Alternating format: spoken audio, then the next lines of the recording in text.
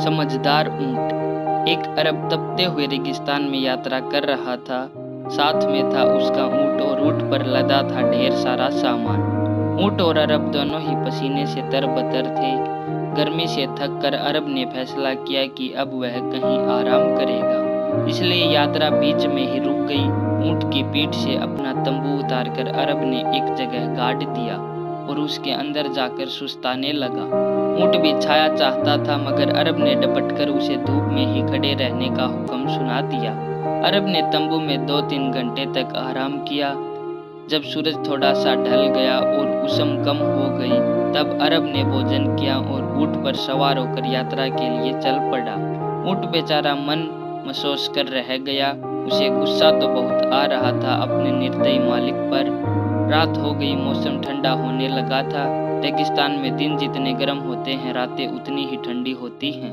आधी रात होते होते अरब के दांत ठंड से किटकिटाने लगे, तो उसने फिर ऊंट को रोका और उसकी पीठ से तंबू उतारकर रेत में ही लगाया तथा उसके अंदर घुसकर आराम करने का विचार किया। इस बार ऊंट पहले से ही तैयार था। उसने कहा, मालिक, मुझे भी ठंड लग रही है।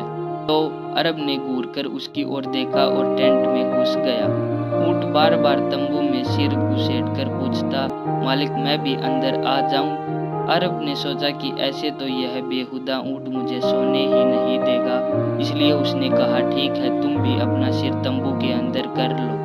ऊंट खुश हो गया। वह मन ही मन मुस्कुरा रहा था।